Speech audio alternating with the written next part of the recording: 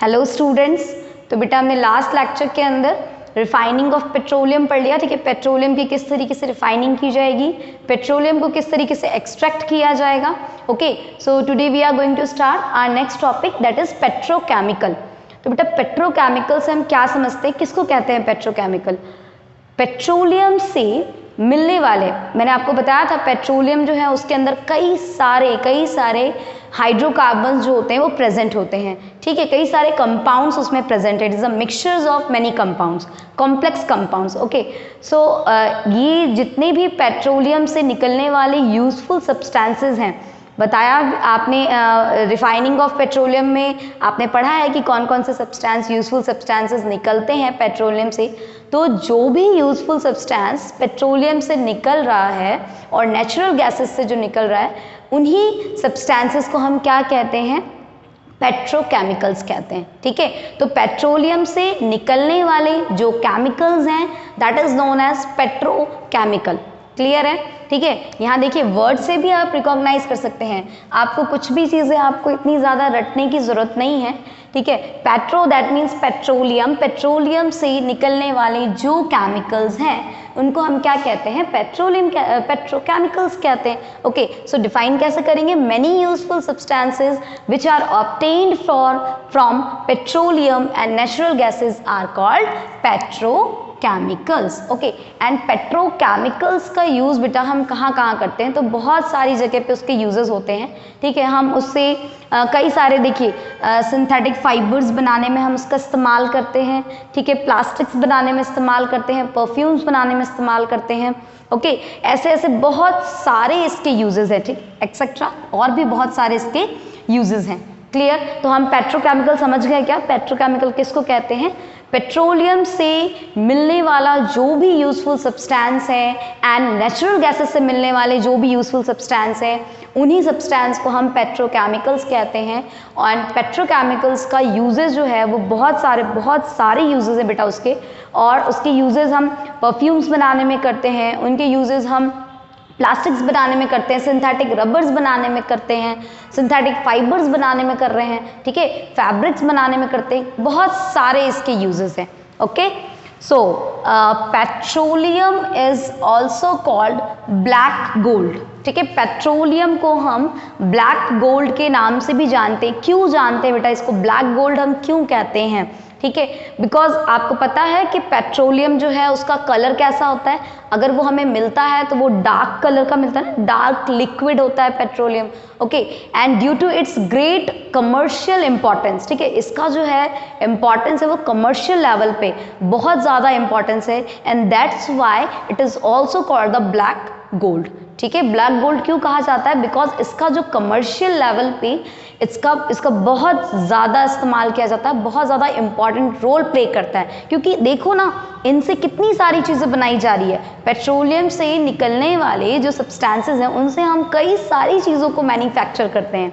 ठीक है, तो ये एक कमर्शियल यूज़ आ रहा है ना इसका, तो इसका जो बहुत ही बड़ा ग्रेट इंपॉर्टेंस है कमर्शियल लेवल पे, दैट्स वाई इसको हम क्या कहते हैं? गोल्ड, ब्लैक गोल्ड कहते हैं। क्लियर है? तो पेट्रोकेमिकल हमें समझ में आया क्या? ओके, सो नेक्स्ट टॉपिक देखिए, नेचुरल गैसेस। नेचुरल गैसेस किसको कहा जाता है? तो देखिए नेचुरल गैसेस एंड पेट्रोलियम दोनों ही हमें ऑब्टेन्ड हो रहे थे सी से। ठीक है, दोनों ही ऑब्टेन हमें सी के अंदर हो रहे थे ना, जो सी में मरने वाले जो जीव जंतु हैं, जो dead and decay plants and animals हैं, उन्हीं से ये दोनों चीज़ें प्रोड्यूस हो रही थी। ठीक है, तो natural gases is also a fossil fuel. Natural gas भी एक बहुत ही बड़ा इंपॉर्टेंट फॉसिल फ्यूल है। ओके, तो natural gas is an important fossil fuel. ठीक है, कहाँ अकर होता है? That occur deep inside the earth. ठीक है, और ये कहाँ प्रेजेंट होता है? अबव द पेट्रोलियम डिपॉजिट, जहाँ पे पेट्रोलियम डिपॉजिट है उसके जस्ट ऊपर होता है। ठीक है, और petroleum and natural gases both are lighter than water, तो ये वाटर के लेवल से ऊपर होता है। क्लियर? और जो नेचुरल गैस है बेटा, natural gases is also the mixture of lower hydrocarbon. Natural gases के अंदर भी कई सारे लोअर हाइड्रोकार्बन्स प्रेजेंट होते हैं। हाइड्रोकार्बन्स क्या होते हैं? हाइड्रोजन एंड कार्बन से बनने वाली जो कंपाउंड्स कहलाते हैं वही हाइड्रोकार्बन कहलाते हैं। लोअर हाइड्रोकार्बन का मतलब क्या है? लोअर हाइड्रोकार्बन का मतलब ये है कि उसमें जो नंबर ऑफ कार्बन्स होंगे वो कम होंगे। ठीक है, लाइक 1 2 3 4 मीन्स लोअर हाइड्रोकार्बन, ज़्यादा कम कार्बन एंड कम hydrogen, number of carbon and number of hydrogen क्या होंगे, कम होंगे, इसलिए हमने क्या बोला उसको लोअर हाइड्रोकार्बन्स बोला। ठीक है, लोअर हाइड्रोकार्बन्स के मिक्सचर्स होते हैं, लाइक एग्जांपल इसमें मीथेन होता है। ठीक है, मीथेन प्रेजेंट होता है। मीथेन मेनली कंसिस्ट होता है इसके अंदर। ठीक है, इसके अंदर जो नेचुरल गैसेस है, नेचुरल गैसेस के अंदर mainly it consist of methane. ठीक है, मीथेन बेटा मीथेन के अंदर एक कार्बन होता है। ठीक है, CH4 मीथेन, एंड देन उसके बाद butane is also present, and small proportion में प्रोपेन भी प्रेजेंट होता है। ठीक है, क्लियर। तो बेटा प्रोपेन का मतलब क्या, प्रोपेन में 3 कार्बन प्रेजेंट होते हैं, ब्यूटेन में 4 कार्बन प्रेजेंट होते हैं। क्लियर। तो ब्यूटेन के अंदर नंबर ऑफ कार्बन कितने होते हैं, 4। ठीक है, एंड प्रोपेन में नंबर ऑफ कार्बन कितने होते हैं, 3। ठीक है, तो प्रोपेन जो है वो स्मॉल प्रोपोर्शन में पाया जाता है। Mainly natural gas mainly consist of methane. ठीक है, मीथेन बहुत ज़्यादा होता है इसके अंदर। क्लियर। एंड जो नेचुरल गैसेस है बेटा वो एक आइडल फ्यूल के जैसा भी बिहेव करता है। It is also an ideal fuel, और हमें पता है ना कि आइडल फ्यूल्स के कैरेक्टर्स क्या क्या होते हैं। आइडल फ्यूल वो फ्यूल होता है, मतलब उस फ्यूल को हम आइडल फ्यूल कह सकते हैं जिनको बर्न करने पे फ्लेम कैसा नजर आए, ब्लू आए। ठीक है, बिकॉज सारे जो कार्बन्स हैं वो बर्न हो जाएं। ठीक है, तो ऐसे जहाँ पे कंप्लीट कंबशन हो, ठीक है, कंप्लीट कंबशन होगा तो फ्लेम का कलर कैसा होगा, ब्लू होगा। और जब कंप्लीट कंबशन होगा तो उसमें से कोई भी ऐसे जो स्मोक है वो स्मोक बिल्कुल भी नहीं निकलेगा। ठीक है, और उसके बाद ये है कि आइडल फ्यूल वो आइडल फ्यूल उसको हम ऐसे फ्यूल्स को हम आइडल फ्यूल्स कह सकते हैं जिसकी कैलोरीफिक वैल्यू क्या होती है, बहुत ज़्यादा अच्छी होती है। ठीक है, तो नेचुरल गैसेस की जो कैलोरीफिक वैल्यू होती है, कैलोरीफिक वैल्यू भी बहुत हाई होती है। ठीक है, और इसको बर्न करने पे धुआं भी नहीं निकलता है, तो ये हमारे लिए क्या होता है, एनवायरनमेंट के लिए भी ये सेफ होता है। ठीक है, ये हमारे एनवायरनमेंट के लिए भी बहुत ही ज़्यादा अच्छा होता है। तो ये एक आइडल फ्यूल के जैसा बिहेव करता है, एक्ट करता है। मेनली जो है इंडिया के अंदर नेचुरल गैसेस कहाँ कहाँ फाउंड होते हैं, त्रिपुरा में फाउंड होते हैं, राजस्थान में, महाराष्ट्र में। ठीक है, इन एरियाज में ये जो मेनली है नेचुरल गैसेस वो फाउंड होते हैं। ठीक है, गोदावरी, कृष्णा गोदावरी डेल्टाज में भी फाउंड होते हैं। ठीक है, तो इन एरियाज में मेनली जो है वो हमें नेचुरल गैसेस जो है वो मिलते हैं। क्लियर। अब हम पढ़ लेते हैं uses of CNG। Clear.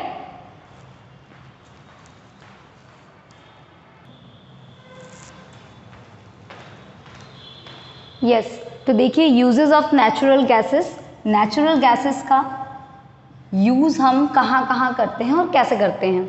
Okay, so natural gases is stored under a high pressure as compressed natural gas called CNG। देखिए जो भी नेचुरल गैसेस है हम उनको स्टोर कैसे करके रखते हैं, तो उसको स्टोर करके रखा जाता है हाई प्रेशर के अंडर। ठीक है, हाई प्रेशर अप्लाई करके कंप्रेस करके उनको स्टोर करके रखा जाता है, और इसीलिए हम ऐसे गैसेस को हम क्या कहते हैं, नेचुरल गैसेस को क्या कहते हैं, कंप्रेस्ड नेचुरल गैस, CNG। ठीक है, CNG हमने क्यों बोला, बिकॉज हम नेचुरल गैस को स्टोर करने के लिए हमें हाई प्रेशर अप्लाई करके कंप्रेस करना पड़ता है। ठीक है, तो इसीलिए हम उसको कहते हैं CNG, कंप्रेस्ड नेचुरल गैस। और कंप्रेस्ड नेचुरल गैसेस का इस्तेमाल जो है वो हम बहुत सारी चीज़ों में करते हैं बेटा। CNG is use as a fuel in motor, cars, buses, trucks because of less polluting. ठीक है, अभी अभी बताया था मैंने आपको, नेचुरल गैसेस जो होते हैं वो एक एज एन आइडियल फ्यूल है, और आइडियल फ्यूल जो होता है वो बेटा कैसे, वो अगर फ्लेम प्रोड्यूस करता है तो स्मोकलेस फ्लेम प्रोड्यूस करता है। ठीक है, उसमें बिकॉज सारे कार्बन्स क्या होते हैं, उनके बर्न होते हैं। ठीक है, फ्लेम भी कैसा आता है, ब्लू होता है, बिकॉज उसमें कंप्लीट कंबशन होता है। ओके, सो ये लेस पोल्यूटिंग है। लेस पोल्यूटिंग के कारण हम CNG गैस का, कंप्रेस्ड नेचुरल गैस का इस्तेमाल जो है वो हम बसेस में करते हैं, कार में करते हैं। ठीक है, और ऐसे व्हीकल्स के अंदर हम इसका इस्तेमाल करते हैं as a fuel. Clear.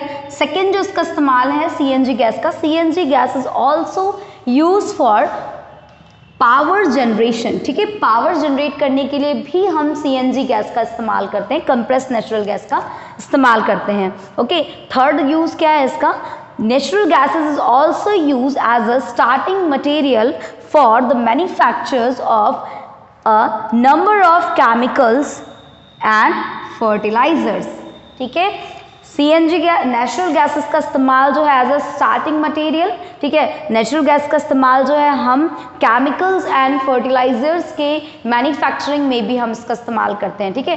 Fertilisers बनाने में भी इसका नेचुरल गैसेस का इस्तेमाल किया जाता है और कई सारे ऐसे केमिकल्स बनाने के लिए भी हम नेचुरल गैसेस का इस्तेमाल करते हैं। ओके, नेचुरल गैस का इस्तेमाल जो है वो कार्बन ब्लैक के मैन्युफैक्चरिंग में भी किया जाता है, ठीक है, और जिस कार्बन ब्लैक का यूज जो है वो रबर इंडस्ट्रीज में किया जाता है। ओके, सो इनडायरेक्टली ये रबर इंडस्ट्रीज के अंदर भी इसका इस्तेमाल किया जाता है नेचुरल गैसेस का। क्लियर।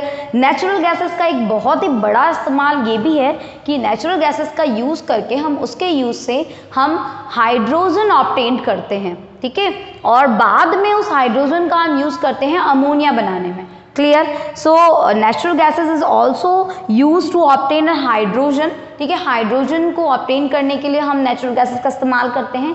इंडस्ट्रियल स्केल पे, लार्ज स्केल पे हम इसका इस्तेमाल करते हैं। हाइड्रोजन गैस अगर हमें लार्ज स्केल में चाहिए होता है तो हम नेचुरल गैसेस का यूज़ करके हम हाइड्रोजन गैस प्रोड्यूस करवाते हैं, ओके, ऑब्टेन करते हैं एंड देन उसका हम यूज़ करते हैं, उस हाइड्रोजन का यूज़ हम अमोनिया के मैन्युफैक्चरिंग में करते हैं। देखिए नेचुरल गैसेस में हाइड्रोजन कैसे ऑब्टेन होता है, यहाँ रिएक्शन देखिए नेचुरल गैसेस के अंदर मेनली क्या कंसिस्ट होता है, मीथेन, ठीक है, मीथेन का फॉर्मूला क्या होता है CH4, ठीक है। तो अगर आप CH4 मतलब मीथेन, उसको आप क्या करेंगे, strong heat and absence of air, ठीक है, in the presence of strong heat and absence of air, CH3 produces carbon plus hydrogen, okay, carbon plus hydrogen, ठीक है। अब यहाँ देख लीजिए नंबर ऑफ हाइड्रोजन यहाँ पे 4 है और उधर नंबर ऑफ हाइड्रोजन 2 है, तो ये रिएक्शन को बैलेंस करने के लिए यहाँ पे मैं 2 से मल्टीप्लाई करूंगी, तब यहाँ पे रिएक्शन जो होगी हमारी वो बैलेंस हो जाएगी। Okay, so CH3 that means methane, methane को अगर आप स्ट्रांगली हीट करते हैं in the absence of air, so ये हमें 2 प्रोडक्ट्स देगा, एक कार्बन प्रोड्यूस करेगा एंड सेकंड हाइड्रोजन। तो इसी का इस्तेमाल करके हम हाइड्रोजन को क्या करते हैं, इंडस्ट्रियल स्केल पे हम प्रोड्यूस करते हैं और बाद में उस हाइड्रोजन का यूज़ करके हम अमोनिया का मैन्युफैक्चर करते हैं, अमोनिया को बनाते हैं। ओके, तो इस तरीके से CNG गैसेस के बहुत सारे यूजेस होते हैं। क्लियर। ओके,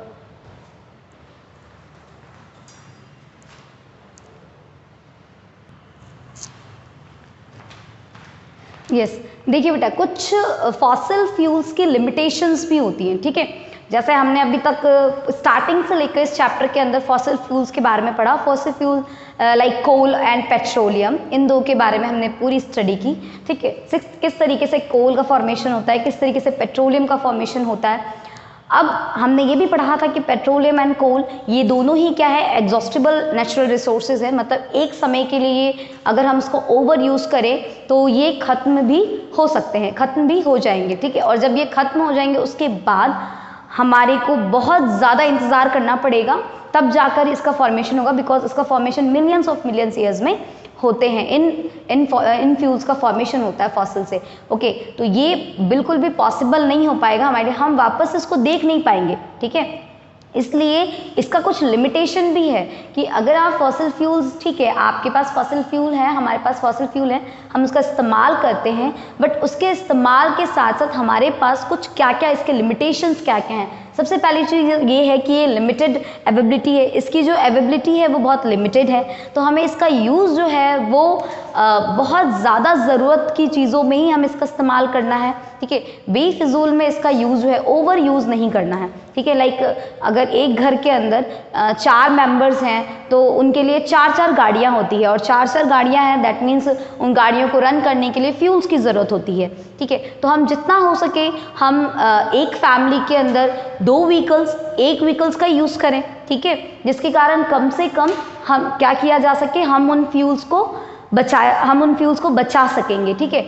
दूसरी चीज़ ये है कि अगर हम ज़्यादा से ज़्यादा हम किसका इस्तेमाल करें, या तो हम पैदल चलें और या फिर हम छोटी छोटी जगह पे, ठीक है, अगर हमें पैदल चलने जितनी डिस्टेंस पे हमें कहीं जाना है तो हम स्कूटी और बाइक्स का यूज़ ना करें, ठीक है। उसकी जगह हम पैदल चलें या हम साइकिल का यूज़ करें, ओके। सो इस तरीके से कम हमें क्या करना पड़ेगा, फ्यूल्स को कंजर्व करना पड़ेगा, बिकॉज अगर ये फ्यूल्स ख़त्म हो गए तो फिर आपको ये मिल नहीं पाएंगे, ठीक है। और उसके बाद फिर आप इसको बाइक, स्कूटीज़, कार, ये सब आप चला नहीं पाएंगे, ठीक है। तो इसकी अवेलेबिलिटी क्या है, लिमिटेड है, तो हमें इसका इस्तेमाल भी बहुत सोच समझकर करना है। जहाँ ज़रूरत है वहीं इसका इस्तेमाल करेंगे, ठीक है। और जहाँ लगता है कि बिना इसके यूज़ किए, बिना स्कूटी के, बिना बाइक के, बिना कार के भी हम इस डिस्टेंस को कवर कर सकते हैं, तो बिल्कुल हम इस डिस्टेंस को हम विदाउट यूजिंग बाइक्स हम इसको कवर करेंगे, ठीक है। कम से कम इसका इस्तेमाल करने की कोशिश करेंगे। सेकेंड थिंग है एयर पोल्यूशन। अब बेटा साथ साथ में फॉसिल फ्यूल जो है वो एयर पोल्यूशन को भी लीड करते हैं, बिकॉज आप फ्यूल्स को बर्न करेंगे, तो जब फ्यूल्स बर्न करते हैं तो उसमें से हमने पढ़ा था कि कौन कौन से हार्मफुल गैसेस रिलीज होते हैं, सल्फर, नाइट्रोजन, ठीक है। और ये सल्फर और नाइट्रोजन अगर ऑक्साइड्स फॉर्म